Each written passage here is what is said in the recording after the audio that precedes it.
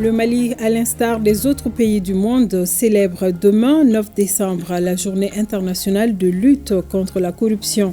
Cette édition se tient autour du thème « S'unir avec la jeunesse contre la corruption, former l'intégrité de demain ». Toute une semaine pour informer, sensibiliser l'opinion publique sur les actions entreprises dans le cadre de cette lutte. Et nous irons dans la région de Kidal, plus précisément à Ahelhek. Le gouverneur de la région effectue une tournée dans la localité. Renforcement de la cohésion sociale et du vivre ensemble, soutenir les déplacés de Talateit et les personnes vulnérables sont entre autres objectifs de cette mission du général Gamou. Face aux défis croissants du changement climatique et de la dégradation des écosystèmes, la question du financement des initiatives environnementales devient cruciale. Le sujet est au centre de la COP16 à Riyad. Seni Nafo, porte-parole des négociateurs des pays africains, nous éclaire sur les enjeux et les pistes pour mobiliser des ressources à l'échelle internationale. Attention à ce que vous voyez sur les réseaux sociaux puisque l'intelligence artificielle est à nos trousses. Les progrès fulgurants de l'intelligence artificielle a créé la technique du deepfake qui permet de voler le visage, la voix et même les mimiques des célébrités et anonymes. Certains présentateurs de l'ORTM ont été victimes à suivre le grand format avec Moussa Papa Aïdara. Merci de nous suivre sur ORTM1. Bonsoir, bienvenue dans la grande édition. Le Mali célèbre demain, 9 décembre, la journée internationale de lutte contre la corruption. Elle se tient cette année autour du thème « S'unir avec la jeunesse contre la corruption, former l'intégrité de demain ». Toute une semaine sera consacrée à informer, sensibiliser l'opinion publique sur les actions entreprises dans le cadre de la lutte en vue de restaurer le climat de confiance entre pouvoir public et citoyens. À cette occasion, Mamoudou Kassogué, ministre de la Justice et des Droits de l'Homme, garde des Sceaux, s'est exprimé suivant sa déclaration avec Garibou Pérou, Tchédje Kamara. Loin d'une fatalité, pourtant la corruption résiste à la force du mouvement social. Elle constitue aujourd'hui un obstacle au développement socio-économique, à la paix et à la sécurité nationale. Pour lutter contre ces phénomènes, il faut donc impérativement impliquer la jeunesse qui représente plus de la moitié de la population. Il me plaît de souligner que le gouvernement de la transition, sous les orientations éclairées du président de la transition, chef de l'État, son Excellence le général d'armée Assimi Goïta, a pris la juste mesure du fléau de la corruption et de la délinquance économique et financière. Il en a fait une priorité clairement visible dans les différents documents de programmation de l'action gouvernementale. Cette année, la thématique principale retenue s'intitule « S'unir avec la jeunesse contre la corruption, former l'intégrité de demain ». Le gouvernement place la lutte contre la corruption en priorité. Il revient aux jeunes de dire non à la corruption dans leurs relations quotidiennes. Les jeunes sont par leur nombre, la variété de leur rôle et les transactions qu'ils concluent, exposés plus que d'autres groupes au risque d'avoir à payer des pots de vin. À l'occasion de leurs relations avec l'administration et les entreprises, ils se trouvent souvent en première ligne sur le front de la corruption. Il arrive qu'ils soient obligés de payer indûment pour aller en classe, passer un examen ou obtenir un emploi. L'option de se battre dans la vie semble la meilleure éducation pour le garde des Sceaux si l'on veut gagner la guerre contre la corruption. Engager les jeunes à dire non à la corruption, aujourd'hui et dans l'avenir. Élever et éduquer une nouvelle génération dans le respect de l'intégrité, de la dignité, du travail bien fait, de la démocratie et de la transparence est l'un des moyens les plus efficaces de s'assurer d'un futur où la corruption n'aura pas droit de cité. Pour faire face à la corruption, notre pays dispose d'un cadre juridique et institutionnel adéquat. Il convient d'ores et déjà de se réjouir de l'action de la justice dans la lutte implacable contre cette couleuvre. Si l'on examine les bilans de la dernière session de la Cour d'assises de Bamako consacrée aux affaires de corruption et de délinquance économique et financière. En effet, les condamnations pécuniaires prononcées au cours de cette session ont atteint 11 milliards 500 millions de francs CFA. Les cautions s'élèvent à 15 milliards 372 827 410 francs CFA, dont 15 109 727 410 francs CFA au compte des atteintes aux biens publics. Une obligation pour toute nation qui aspire au développement car la corruption ronge seule des milliards dans l'économie nationale. Autre commémoration à Bamako ce 7 décembre, la Journée internationale de l'aviation civile. La célébration coïncide cette année avec le 80e anniversaire de l'Organisation de l'aviation civile internationale OACI. La journée a été célébrée sous le thème « Un ciel sûr, un avenir durable ».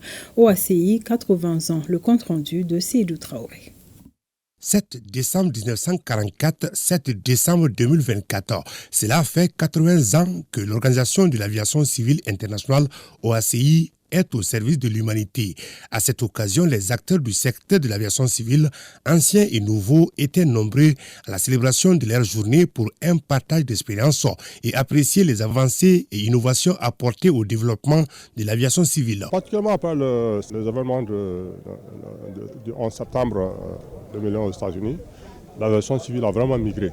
Et aujourd'hui, une attention particulière est portée sur le secteur et beaucoup d'efforts sont faits pour que les États soient aux normes et que le transport aérien soit beaucoup plus sûr. Un ciel sûr, un avenir durable.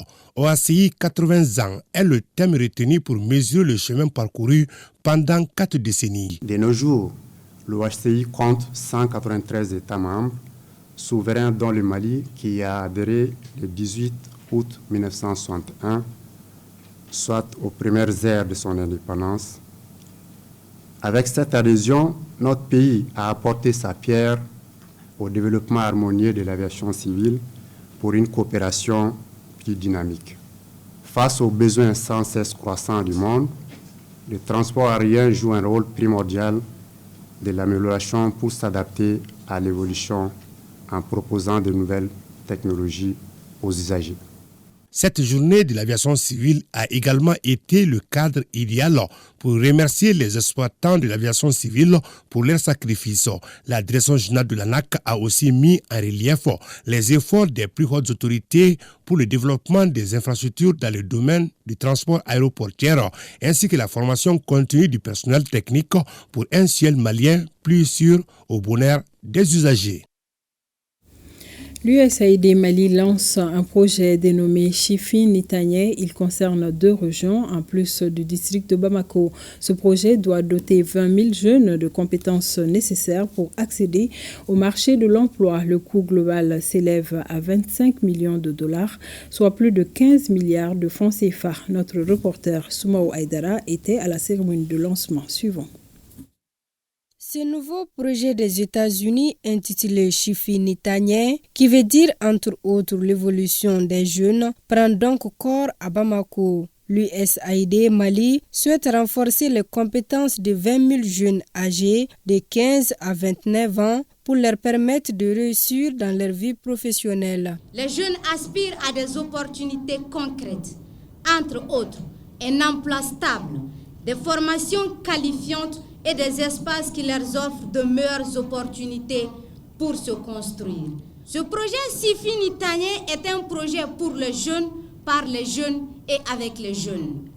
Le projet Chifi Nitagné est financé à hauteur de 25 millions de dollars, soit plus de 15 milliards de francs CFA. Sa durée est de 5 ans. Ce projet qui est entièrement financé par l'USAID à la hauteur de 25 millions de dollars vise à apporter un soutien de connaissances fondamentales aux jeunes âgés de 15 à 29 ans afin qu'ils puissent être des citoyens bien éduqués.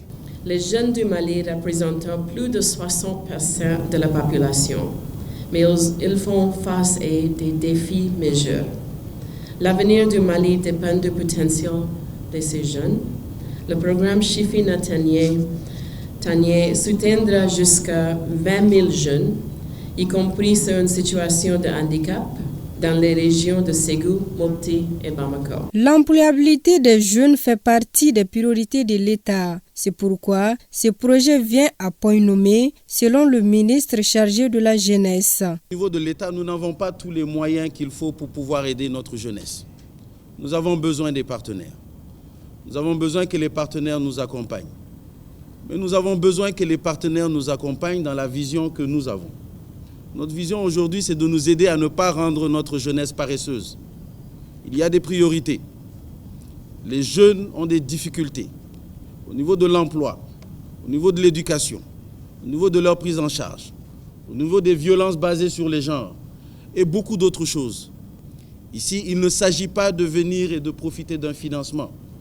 Il s'agit ici de voir, dans le cadre des objectifs de ce projet, l'appui des jeunes, le recrutement, le renforcement de capacités, de savoir comment on peut pérenniser, bâtir sur ces acquis et évoluer là-dessus. Le résultat attendu pour ces 5 ans est de voir ces 20 000 jeunes disposés, entre autres, de compétences professionnelles, entrepreneuriales, pour pouvoir se construire un meilleur avenir en termes d'employabilité. Le renforcement de la cohésion sociale et du vivre ensemble, soutenir les déplacés de Talatayt et les personnes vulnérables sont entre autres les objectifs de la mission du gouverneur de la région de Kidal à Ahelhek.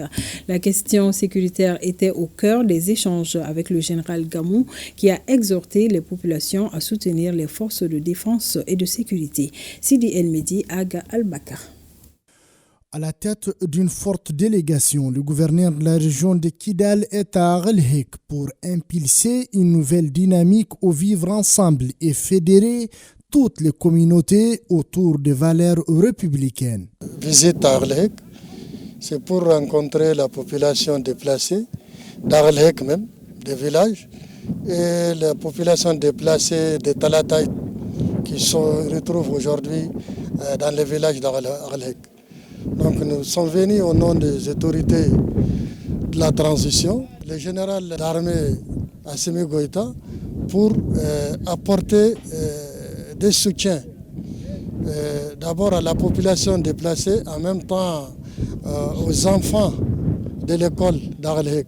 Ce déplacement du gouverneur a été marqué par une distribution de vivres aux déplacés venus de Talatayt aux personnes vulnérables d'Ahelhek, mais également à la cantine scolaire suivie de la remise d'une enveloppe symbolique.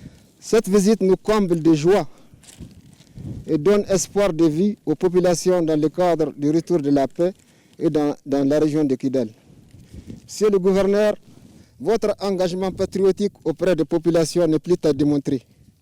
C'est dans cet élan patriotique que les populations d'Ahelhek demandent votre assistance dans le cadre du retour des populations d'Ahelhek dans la région. Nous remercions le gouverneur de la région de Kidal pour cet appui inestimable qui va sans aucun doute faciliter notre installation, notre reconnaissance aux autorités de notre pays, le Mali. Le chef de l'exécutif régional a rendu visite à certains maraîchers du site d'Ahelhek où, tenez-vous bien, le coton et l'olivier sont des exemples de réussite.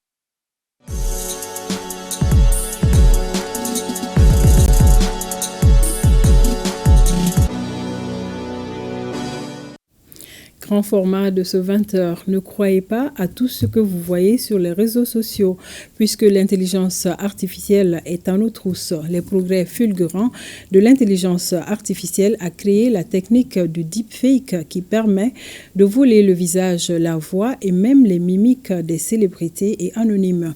Un phénomène qui fleurisse et ouvre la voie à toutes sortes d'arnaques. Même l'ORTM n'est pas épargné. Moussa Papa Aïdara, Abdoulaye Samaki, Al-Kaou Traoré sont allés savoir davantage. Suivons. Сегодня президент переходного периода Ассими Гойта официально получил знаки отличия высшего звания малийской армии. Bluffant, mais la présentatrice du jour, Nyanya Aliou Traoré, ne parle pas encore russe. Et en réalité, son visage ne ressemble pas à ce montage grotesque. Cette vidéo est fausse, mais suffisamment réaliste pour vous faire douter. Je pensais même qu'elle parlait russe. Bon, généralement, on voit les vidéos sur les réseaux sociaux, les montages et autres, et C'est très très dangereux. Moi, je verrais que c'est une vidéo qui est truquée.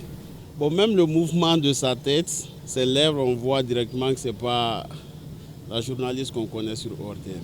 À l'entendre parler, je pense qu'elle parlait réellement russe. Et je sais que l'ORTM ne divise pas en russe pour le moment. Ici, l'ORTM est victime d'un deepfake. C'est une technique de l'intelligence artificielle qui superpose le visage ou la voix d'une personne sur un autre corps ou dans un autre contexte, créant ainsi des contenus souvent difficiles à distinguer des originaux. Le mouvement des lèvres est ensuite synchronisé. Dans son laboratoire informatique, Abdul Salam Diko, fact-checker, nous explique le processus qui crée l'illusion. Comment ça fonctionne techniquement? On met une image dans un logiciel ou un site internet, et on demande avec un prompt, ce qu'on appelle un prompt, on demande à l'IA soit de faire dire à la vidéo des propos, ou soit on peut superposer des images. A priori, ce logiciel de trucage d'audio et d'images est conçu pour le monde du cinéma. Cela dans l'optique de créer d'autres effets à leurs vidéos. Sa popularisation l'a rendu accessible même en dehors du cadre strictement cinématographique, bien qu'il reste souvent à la pointe de l'innovation pour le 7e art. Un deepfake est détectable. Le problème avec un deepfake, c'est que ça peut ternir l'image. Par exemple, si on fait une fake news avec un homme politique ou une célébrité, on va ternir son image. Le temps de rétablir que c'est un deepfake et tout, le mal serait déjà fait. Aujourd'hui, de plus en plus, les vidéos truquées pullulent sur les réseaux sociaux et les célébrités sont les principales cibles. Les arnaqueurs ont bien saisi les possibilités offertes par la technologie. A conquis le cœur des joueurs. La nouvelle application mobile du célèbre musicien malien Ibawan s'est hissée en tête des classements. Et rien n'est vrai. Les usurpateurs essayent de vous dérober vos données personnelles et bancaires. Les logiciels, notre monsieur Solution les maîtrise. Tout d'abord, il faut vérifier la source de l'information. Si nous essayons de voir avec le cas de Nyanya, voir en bas de la vidéo est signée. Ça, c'est l'application de création de base. Maintenant, si vous écoutez la voix, vous allez remarquer que la voix n'est pas authentique aussi, parce que c'est aigu. Là, vous pouvez coller le lien de la vidéo, comme ici par exemple. Rechercher. Vous allez voir que c'est impossible parce qu'il n'y a pas de source. Tandis qu'au niveau du journal, au niveau de la vidéo de Nyaya, ça c'est le direct, ça c'est automatiquement sur la source de l'ORTM sur Facebook. Donc ça veut dire qu'il y a des sources. On peut utiliser des outils tels que DeepWare par exemple. Il suffit juste d'aller prendre le lien de la vidéo que j'ai et il suffit de scanner. Donc vous scannez ça, vous attendez. Voilà. Là, vous voyez par exemple que l'outil a détecté que c'est deepfake detect. Ça veut dire que l'outil détecte que cette vidéo-là, c'est un deepfake. L'usurpation d'identité à travers une intelligence artificielle reste une forme d'arnaque.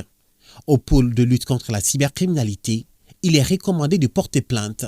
Il y a plusieurs dimensions. Il y a la journaliste en soi, dont, j'allais dire, l'image, la voix ont été utilisés, mais il y a également les logos et autres de l'ORTM qui ont été utilisés. Donc, aussi bien la journaliste que l'ORTM peuvent effectivement saisir le pôle de lutte contre la cybercriminalité à l'effet de porter plainte. Au Mali, la loi prévoit une lourde sanction contre ceux qui s'adonnent au deepfake. On usurpe en réalité l'identité de l'individu. Et les personnes incriminées peuvent naturellement, si elles sont reconnues coupables de ces faits-là, peuvent non seulement écoper de peines d'emprisonnement qui peuvent aller de quelques mois à plusieurs années. On peut même aller à des peines criminelles, notamment la perpétuité ou à plusieurs dizaines d'années d'emprisonnement. Donc tout dépendra du cas de figure, mais il est important de retenir que ça peut concerner des peines d'amende qui peuvent aller de 500 000 jusqu'à 10 millions de nos francs. Depuis 2 ans, l'instance judiciaire mène une lutte implacable contre le phénomène, mais la technologie file à la vitesse de la lumière. C'est une course contre la montre. Naturellement, les cyberdélinquants développent à chaque fois de nouvelles techniques, donc il est impossible de dire à un moment donné que oui, nous avons suffisamment d'outils ou en tout cas d'instruments de nature à stopper tout ce qui se fait, mais c'est une course perpétuelle. Autant eux, ils essayent d'aller de l'avant, autant le pôle essaye de progresser. Généralement, ce que les personnalités font dans les pays très développés, c'est que avant de publier leur image sur les réseaux sociaux, ils le mettent dans un outil qui qui fait en sorte que les outils de deepfake ne peuvent pas le manipuler. Le danger de cette nouvelle escroquerie est à nos portes. Dans un monde où l'authenticité est manipulable, la seule certitude qui nous reste, c'est notre vigilance. Tout à fait, Moussa Papa. En troisième région, la ferme Bamba est un exemple de création d'emplois dans le cadre de l'agriculture installée depuis une décennie sur 4 hectares environ. Cette ferme évolue dans plusieurs activités, dont la pisciculture, l'aviculture et l'arboriculture. Pour découvrir le secret de ce fermier, non moins président de la Chambre régionale d'agriculture de Sikasso, une équipe de l'ORTM Sikasso a effectué une journée dans cette exploitation agricole. Le reportage est signé Moustapha Doumbia et Taïrou Kounati. La ferme Bamba est une initiative réussie d'investissement privé dans le domaine de l'agriculture. Située à Kafela, dans la commune urbaine de Sikasso, cette ferme intègre plusieurs activités dont chacune peut être considérée comme une opportunité. Il s'agit, entre autres, de la pisciculture, de l'aviculture et de l'arboriculture. L'idée est venue d'un homme, Abdoulaye Bamba, aujourd'hui président de la Chambre régionale d'agriculture. Cette ferme, j'ai commencé à l'implanter à partir de 2012. Progressivement, les différentes installations que vous venez de voir ont suivi d'année en année. Donc, je planifie et quand j'arrive à réaliser, j'assure la fonctionnalité. S'agissant de la pisciculture, la ferme Bamba dispose d'une capacité de production importante avec plus de 10 étangs. Pour mieux organiser cette activité, il a mis en place une écloserie pour la production des alevins.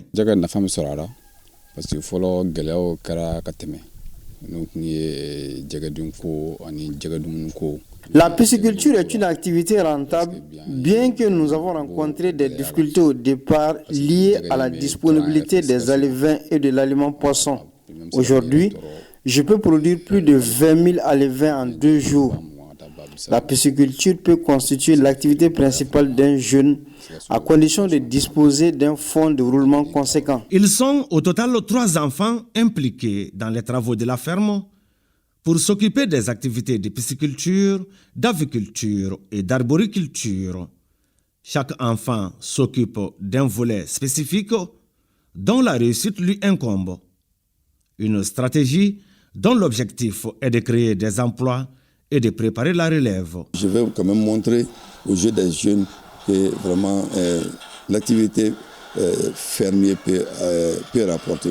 Rien qu'ils n'aient qu'à venir à ma ferme, je vais les mettre en contact avec mes enfants.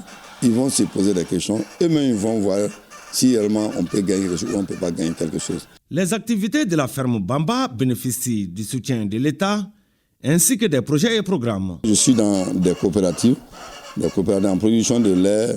Je suis dans la coopérative Cagelais qui est affiliée à Ferlait. Donc je suis dans cette coopérative. La production de poissons, je suis en interprofession. D'abord dans la fédération des producteurs de poissons de Sikasso. Moi, je suis dans cette fédération qui est affiliée aussi à l'interprofession à Bamako. De passage, je remercie l'État malien parce qu'un projet ne peut pas évoluer sans l'accord de l'État malien. En plus de l'arboriculture, de l'aviculture et de la pisciculture, la ferme Bamba évolue dans l'élevage des bovins et des petits ruminants, dans le maraîchage, dans la production de maïs, de riz et de pommes de terre. Et le Palais de la Culture a servi de cadre pour la tenue du festival Go Green qui a été lancé ce 4 décembre. Ce festival qui s'inscrit dans le cadre de la mise en œuvre du projet Emploi et Entrepreneuriat vers, par et pour les jeunes au Mali sera animé par des jeunes maliens qui ont bénéficié de l'appui et de l'accompagnement du projet Go Green financé par l'ambassade des Pays-Bas et mis en œuvre par la SNV au Mali. Daouda Kone, compte rendu. Ils étaient 15 000 à postuler lors de l'appel à candidature. Finalement, 2400 ont été retenus. Ceux-ci auront l'opportunité d'exposer leurs produits et projets lors du festival Go Green qui vient de s'ouvrir. Ce festival qui se tient du 4 au 6 décembre 2024 s'inscrit dans le cadre de la mise en œuvre du projet Emploi et Entrepreneuriat vert par et pour les jeunes au Mali de la SNV au Mali. Il contribuera à l'autonomisation des jeunes, au développement de l'économie locale, à la stabilisation sociale et à l'adaptation au changement climatique.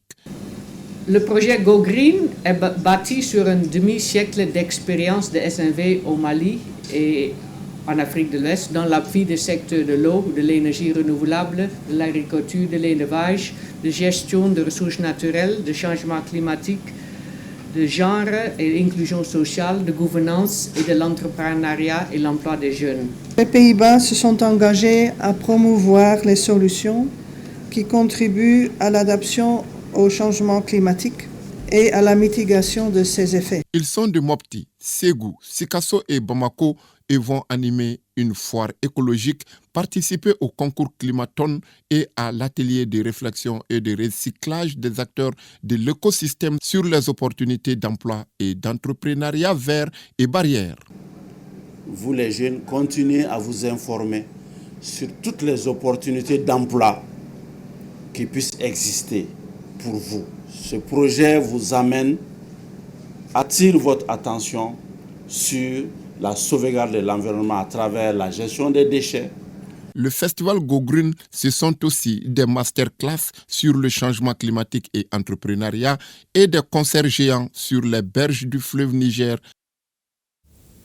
Cap sur Riyad face aux défis croissants du changement climatique et de la dégradation des écosystèmes, la question du financement des initiatives environnementales devient cruciale. Le sujet est au centre de la COP16 à Riyad. Seni Nafo, porte-parole des négociateurs des pays africains, nous éclaire sur les enjeux et les pistes possibles pour mobiliser des ressources à l'échelle internationale. Nos envoyés spéciaux à Riyad, Agibou Koulibaly et Abou Kone, se sont intéressés à ce sujet. La planète est aujourd'hui à un tournant critique. L'accélération des changements climatiques et la perte de biodiversité mettent en péril les écosystèmes vitaux pour l'humanité. Le financement reste le nerf de la guerre, affirme Seni Nafo, qui souligne l'importance de mécanismes innovants pour répondre aux besoins des pays les plus vulnérables, notamment en Afrique. Nous sommes ici pour voir avec les mêmes pays comment les soutenir, comment le Fonds vert pour le climat peut aussi contribuer à soutenir les actions et les efforts de lutte contre la sécheresse. L'Arabie saoudite qui organise cette COP a annoncé 150 millions de dollars pour un nouveau partenariat contre la sécheresse. La Banque islamique de développement a annoncé également qu'elle allait contribuer à $1 milliard à cette initiative. Et nous sommes ici pour voir avec ces institutions ce qu'on peut faire davantage pour renforcer la résilience des pays et aussi préparer les pays à mobiliser ces ressources. Parce que une chose est d'annoncer des financements importants, une autre est d'avoir dans nos pays des institutions capables de mobiliser ces ressources. Le Mali travaille à l'accréditation d'entités nationales auprès de ces fonds internationaux comme l'ANICIT, comme l'AEDD. La Banque nationale de développement agricole vient juste d'être accréditée au Fonds vert. Le réseau de l'ONG Mali Folk Center essaie de se faire accréditer au Fonds vert. Il est important d'avoir un maximum d'entités nationales qui ont la capacité fiduciaire, donc la capacité de gestion financière, qui ont la capacité de programmer ces fonds, d'exécuter ces fonds. Les solutions doivent venir d'une synergie entre les acteurs locaux et internationaux, ajoute-t-il. Le Mali est un pays membre de la Banque islamique de développement. J'annonçais que la contribution saoudienne, nous avons d'excellents rapports avec le Royaume d'Arabie saoudite. Je n'ai aucun doute que le Mali puisse et va mobiliser ces ressources. Et comme je disais au niveau du Fonds vert, notre credo, c'est d'accompagner les États, d'accompagner le Mali à avoir des institutions capables de mobiliser, mais de mobiliser également en délai, de mobiliser de manière diligente à travers la formulation de projets et de programmes qui répondent aux critères de ces nouveaux financements. Alors que les discussions mondiales sur la biodiversité, les changements climatiques et la dégradation des terres se multiplient, le rôle des négociateurs comme Seni Nafo est essentiel pour garantir que la voix des pays en développement soit entendue. Et nous restons à l'étranger. Le président du Conseil économique, social, environnemental et culturel a participé aux travaux de la conférence internationale sur la démographie, immigration, marché du travail, tenue du 2 au 3 décembre à Athènes, en Grèce, organisée par le Conseil économique et social grec. Yacouba Katile a, au cours de ce grand rendez-vous d'Athènes, livré une communication qui met en relief le cas du Mali sur la thématique. Suivons un extrait de son intervention. Nous proposons comme recommandation pour une gestion durable le renforcement des politiques nationales. Il s'agit d'élaborer un cadre légal robuste pour protéger les droits des migrants et encourager leur intégration socio-économique. Il s'agit de la coopération régionale, collaborer avec les pays voisins et les institutions internationales pour mieux contrôler les flux transfrontaliers. Il s'agit aussi du développement inclusif, investir dans les zones rurales pour limiter l'exode, en améliorant l'accès à l'éducation, à la santé et aux infrastructures, mais aussi lutter contre les changements climatiques, adopter des stratégies de résilience dans les secteurs agricoles et hybrides. Enfin, promouvoir la régularisation et la délivrance des documents d'identité. Il s'agit d'insister sur la migration comme phénomène multidimensionnel, nécessitant une gouvernance basée sur la dignité humaine, l'intégration et le développement durable. Il s'agit d'appuyer aussi sur le rôle des syndicats et des institutions comme l'AICESIS dans la défense des droits des migrants et la promotion d'un dialogue inclusif.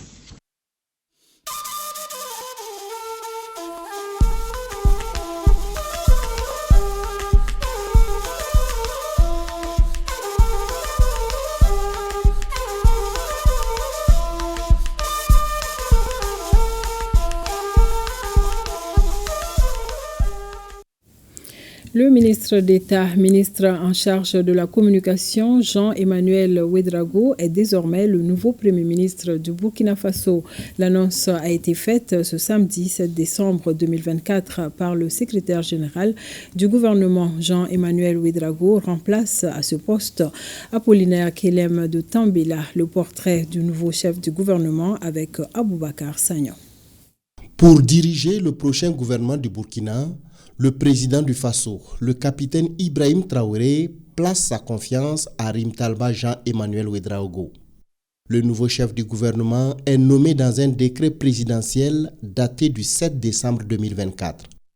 Avant d'être promu Premier ministre, Rimtalba Jean-Emmanuel Ouédraogo occupait depuis le 1er août 2024 les fonctions de ministre d'État, ministre de la Communication, de la Culture, des Arts et du Tourisme, porte-parole du gouvernement.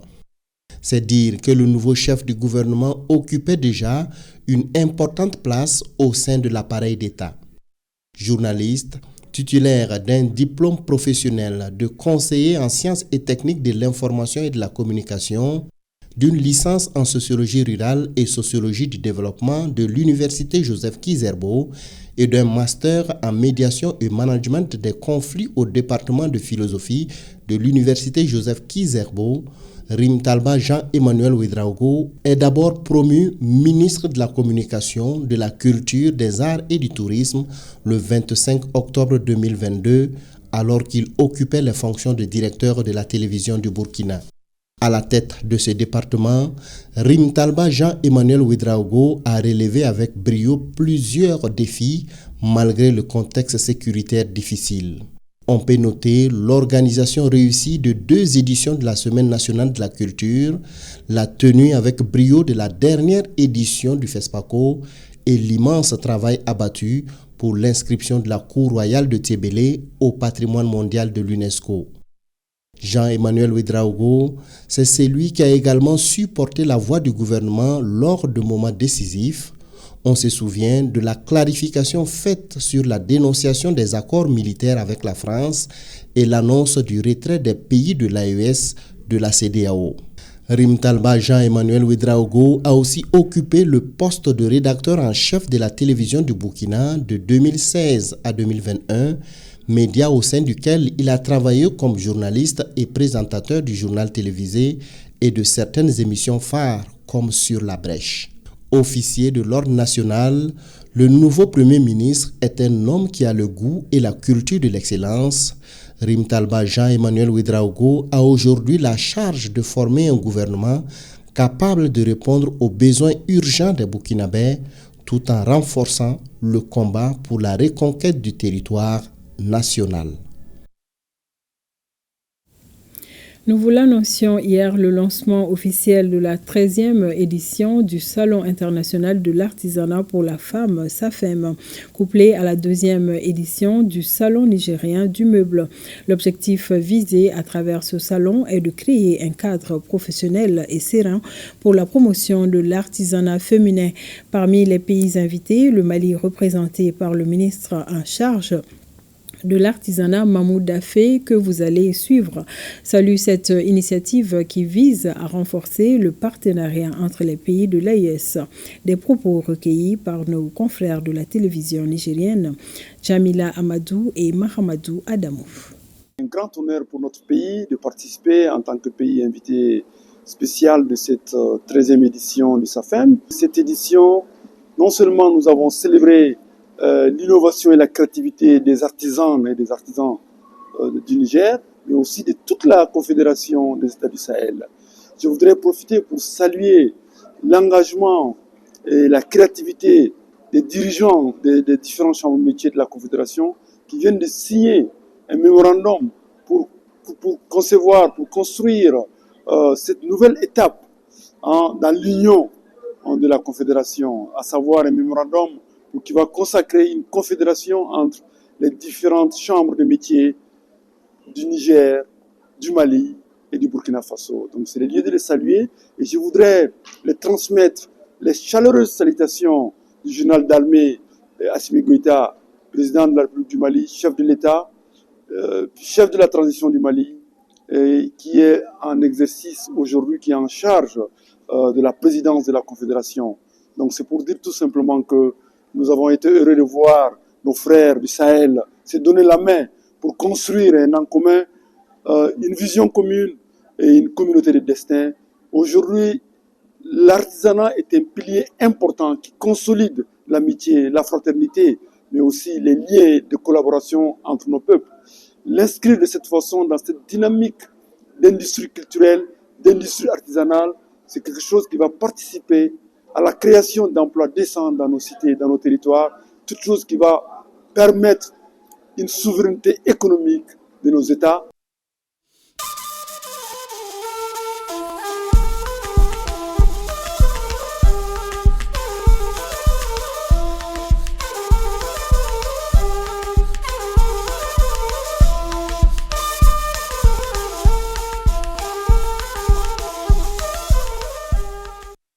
Suite de ce journal, à Bamako, un atelier de présentation de la feuille de route relative au processus de développement de la politique nationale inclusive aux partenaires techniques et financiers a ouvert ses portes. Il est organisé par le ministère de l'Éducation nationale en collaboration avec le Forum des ONG internationales au Mali. L'atelier vise un plaidoyer auprès des PTF du ministère pour le financement de la politique nationale d'éducation inclusive.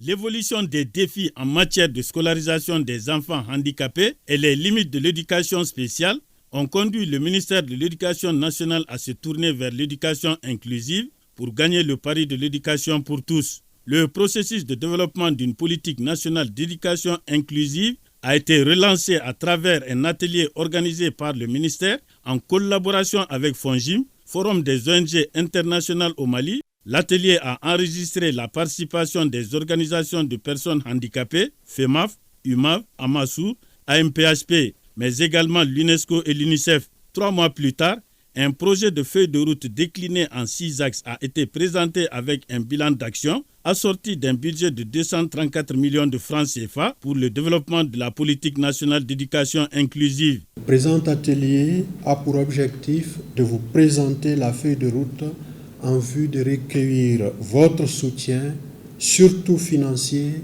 et permettre au Mali de disposer d'un document de politique nationale d'éducation inclusive. La rencontre sera l'occasion pour les partenaires techniques et financiers de partager leurs intérêts et possibilités en vue du soutien au ministère pour l'atteinte de ses objectifs. Nous sommes plus que jamais résolus à accompagner le ministère dans la mise en œuvre de cette politique pour le même objectif. Le FONGIM a toujours accompagné le ministère de l'Éducation nationale pour la réussite du processus de développement de l'éducation inclusive. Les résultats issus de l'exécution du projet d'appui à la compétitivité de l'économie malienne PACEM de janvier à décembre 2024 et bien d'autres points ont été analysés et évalués par le comité de pilotage de ce projet. C'était au cours de la 13e session ordinaire tenue ce 3 décembre au ministère de l'économie et des finances. Abibatou Koyan-Diakité et Abdoulaye Traoré.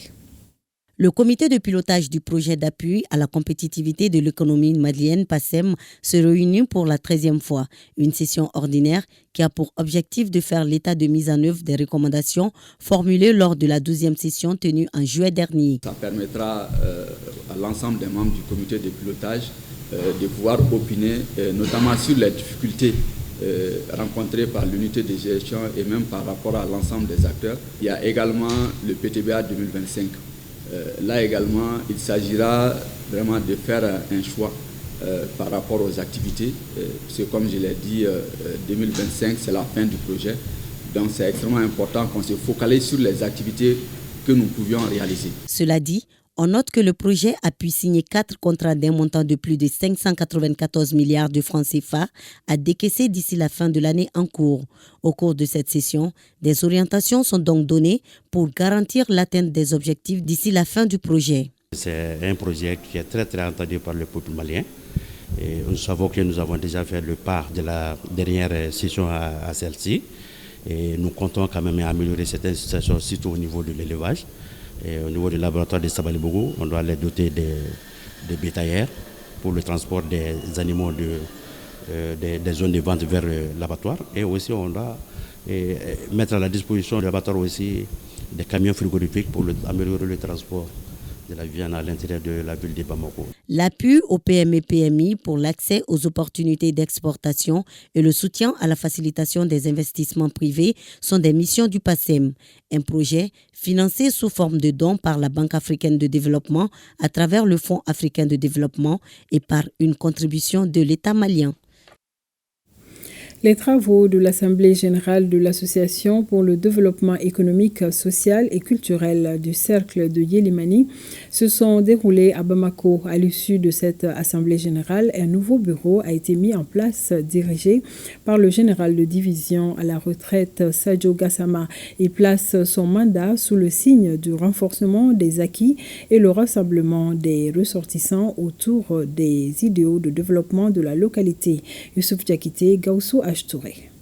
L'Association pour le développement social, économique et culturel du Cercle de Yélimani, à travers cette Assemblée générale, renouvelle ses instances dirigeantes.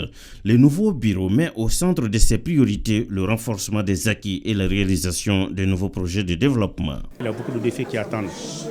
C'est vrai que par le passé, nous avons particulièrement l'association qui était présente en France, a bénéficié de beaucoup de coopération avec la mairie de France, avec nos représentants qui étaient dans beaucoup d'organisations au niveau de la France.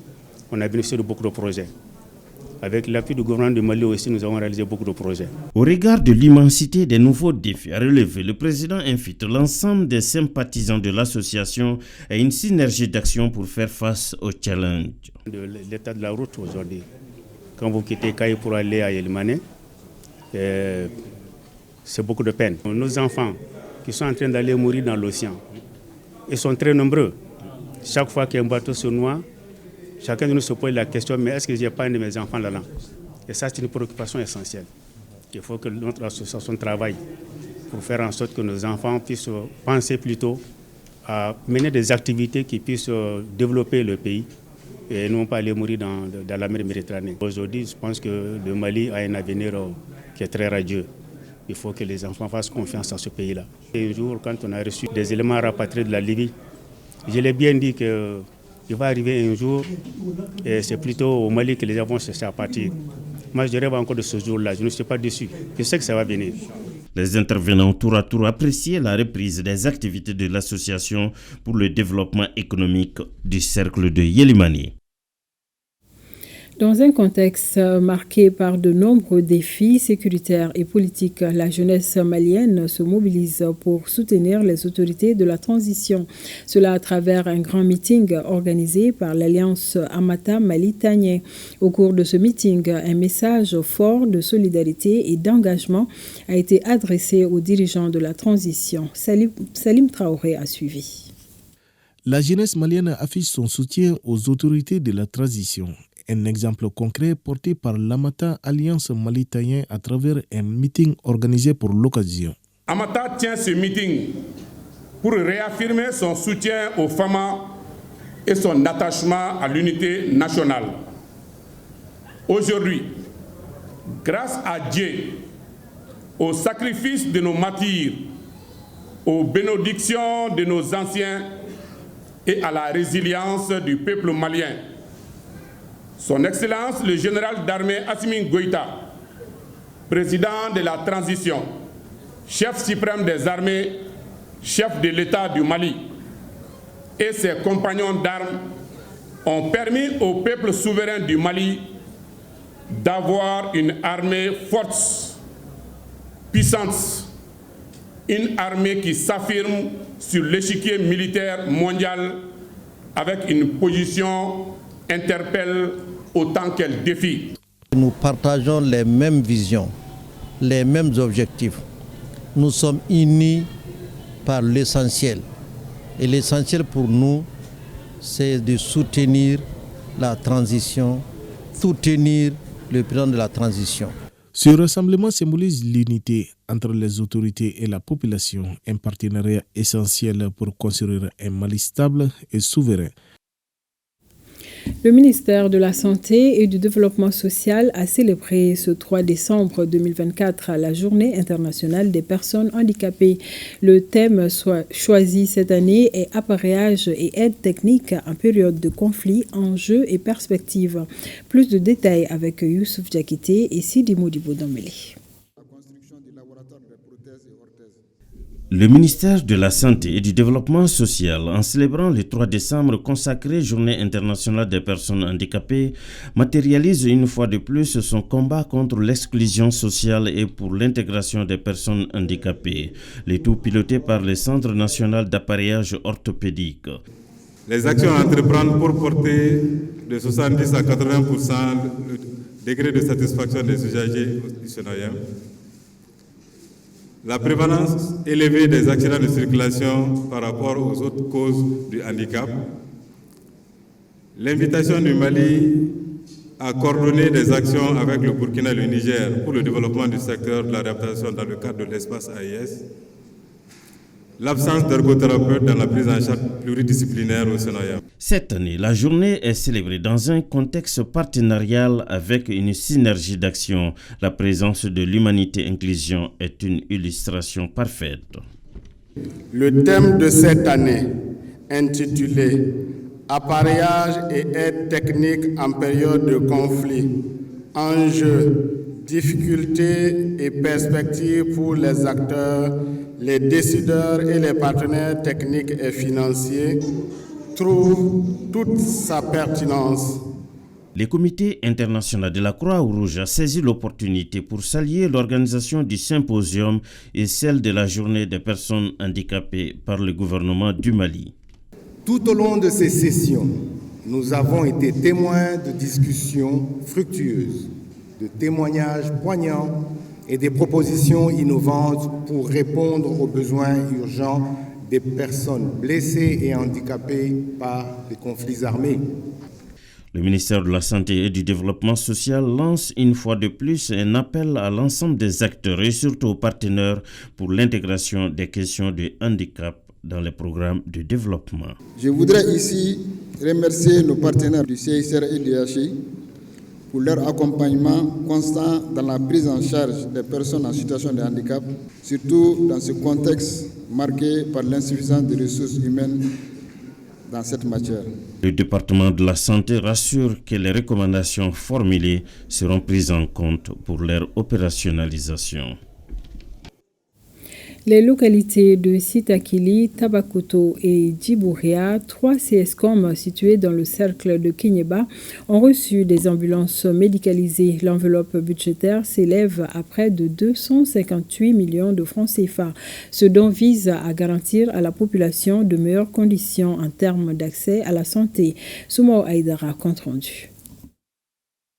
Plus de 257 millions de francs CFA pour améliorer la santé des populations de Sitakili, Tabakoto et Djibouria. Ce montant a servi pour acheter 3 ambulances médicalisées destinées à 3 CSCOM de ces localités situées dans le cercle de Kéniéba. Ces ambulances permettent en cas d'évacuation des malades de bénéficier des soins nécessaires en cours de route. 3 ambulances médicalisées aux 3 CSCOM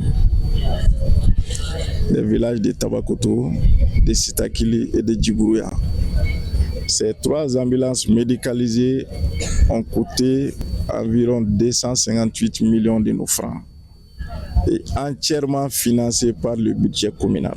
Nous avons appelé l'ensemble des villages, des 22 villages de Sitakili, les présidents d'Asako, les DTC et toutes les sensibilités.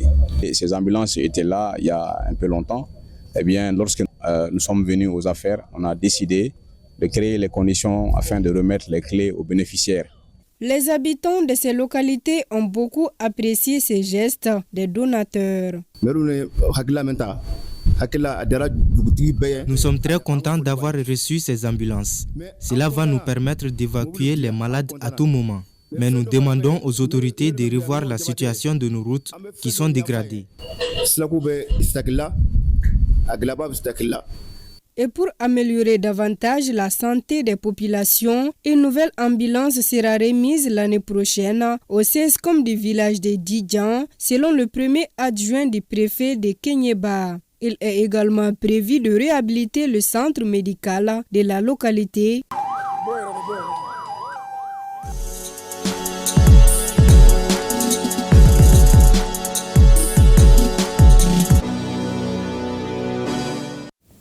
Sila Gatou nous a rejoint sur ce plateau Sport Weekend oblige. Bonsoir Sila Gatou. Bonsoir Mariam Kone.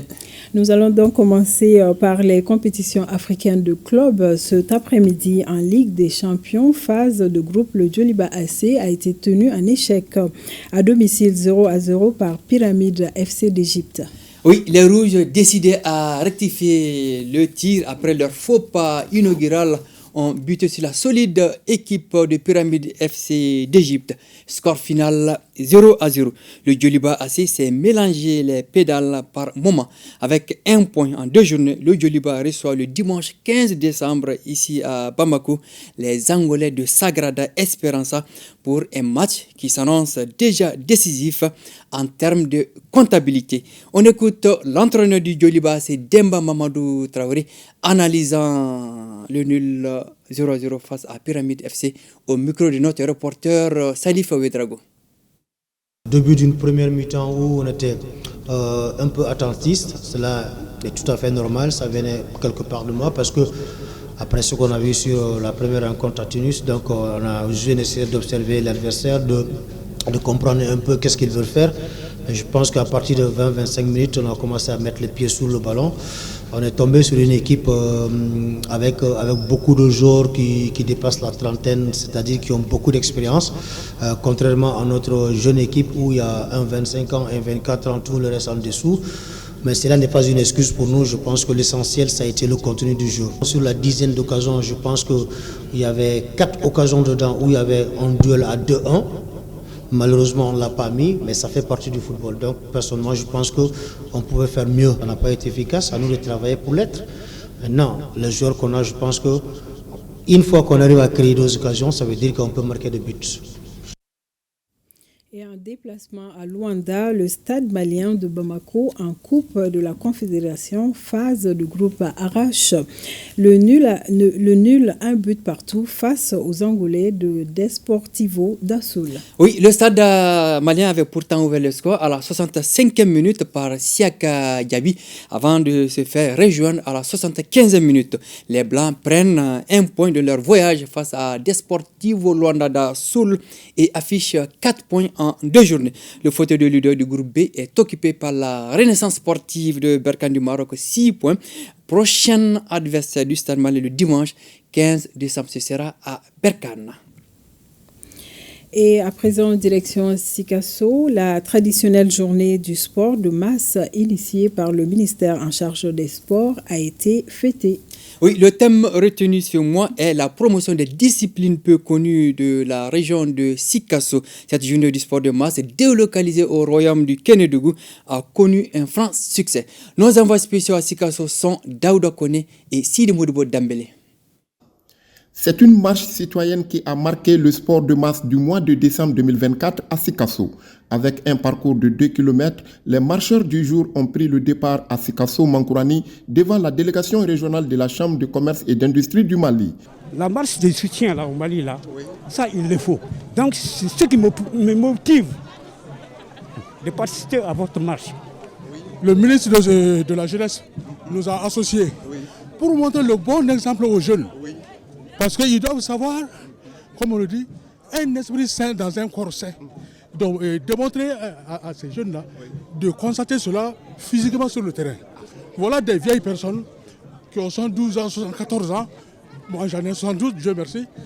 Et il y a beaucoup de jeunes qui ne peuvent même pas faire 500 mètres. L'objectif du département en charge des sports est de mettre le sport de masse à profit pour contribuer au bien-être des populations et promouvoir davantage les activités physiques. Ils se sont appropriés de cette initiative du ministre de la Jeunesse. Donc je ne peux que les remercier et les féliciter et toute la population de Sikasso. Nous remercions également le ministre d'avoir fait le déplacement avec tout son cabinet pour venir nous accompagner dans cette démarche. Il est là aujourd'hui, c'est pour encourager la population de Sikasso. Le système mis en place pour magnifier le sport de masse à Sikasso inspire plus d'un, selon le ministre en charge des sports. Depuis le début, Sikasso est en train d'organiser cela. Sikasso n'a jamais arrêté. Sikasso a permis à toutes les localités, surtout au niveau des quartiers, de se l'approprier. Pour moi, c'était vraiment important pour l'année. Ce n'est pas la clôture du projet, c'est que c'est la fin de l'année. Et j'estimais qu'en fin d'année, c'était vraiment opportun de venir à Sikasso, soutenir Madame le gouverneur pour tout le travail qu'elle est en train de faire, mais soutenir les chefs de quartier. Je pense qu'il faut s'en inspirer. Félicitations vraiment à Sikasso pour cette organisation. Ce dernier sport de masse de l'année 2024 du ministère en charge des sports a été couplé à une visite de courtoisie aux anciennes gloires du sport de Sikasso. Tous ont prié pour le rayonnement du sport au Mali. Et oui, le sport est vital. Retour ici à Bamako pour parler de sport équestre avec la 3e journée du Grand Prix Mamadou Ndiaye dit Madoufi. Oui, c'est une course organisée par la Ligue de hippisme et des sports équestres. Et c'est le cheval Sabounima de l'écurie Chelsea de Baraouli qui a remporté la course du jour au champ hippique de Bamako en présence de notre reporter Abdul Karim Kaba. Le cheval Sabounima gagne le premier Grand Prix Mamadou Ndiaye. Pour cette 3e journée de la Ligue de hippisme et des sports équestres du district de Bamako, dédiée au Grand Prix Mamadou Ndiaye, 5 courses sont au rendez-vous. Et la course des cracks, celle dédiée au Grand Prix, 13 chevaux sont au départ. Sur une distance de 1800 mètres, le cheval Sabounima arrive en première position. Le podium est complété par 4 autres chevaux. L'événement d'aujourd'hui constitue à honorer un monument, un grand monsieur du hippisme, si je peux me permettre, le plus grand propriétaire des chevaux de tous les temps au Mali. Madoufi, c'est un grand amoureux des chevaux, donc on est tous contents d'être là aujourd'hui, le représenter, et ça fut une belle course. Ce Grand Prix Mamadou Ndiaye est organisé pour la consolidation de la paix et le développement de la course hippique. Tout le monde le sait, tout le monde le connaît, il est le plus grand propriétaire, il a beaucoup aidé cette hippisme, il a beaucoup donné. Donc, tout ce que nous, on peut le remercier, c'est dédié une course. La Ligue des hippisme et des sports équestres du district de Bamako a décerné un trophée à Mamadou Ndiaye pour ses efforts. Elle a également remis un cheval à la directrice régionale des sports et de la jeunesse du district de Bamako. Notez quelques rendez-vous. L'émission Kibabao sur la chaîne de reçoit ce dimanche à 22h45. Yacouba Traoré et Bakary Diakité, deux anciennes gloires du football malien. Kibabao est une présentation de Koji Sibi et une réalisation de Suleiman Sanogo dit Very Good. La Coupe du numérique 4e édition parrainée par le directeur général de l'ORTM Hassan Baba Diombele. Programme demain lundi le premier quart de finale entre Orange et la SMTD. Coup d'envoi 16h10 sur le terrain synthétique près du 14e arrondissement à l'ACUDEMI à Hamdallah. Merci beaucoup, Selagatou.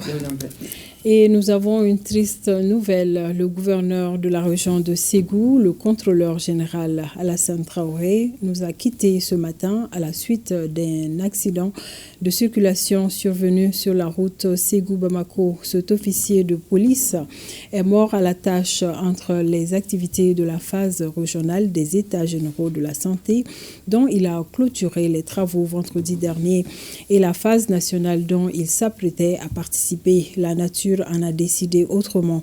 Suite à cet accident tragique survenu ce dimanche entre Zambougou et Benguebougou, l'officier de police a été arraché à notre affection à l'âge de 64 ans. Le contrôleur général Alassane Traoré était depuis 2020 le gouverneur de la région de Ségou, chevalier de l'Ordre national du Mali. Il a servi avec honneur et dignité la nation malienne. Le parcours du contrôleur général Alassane Traoré dans nos prochaines éditions. Dors en paix, monsieur le gouverneur. Point final à cette édition. Merci de nous avoir suivis.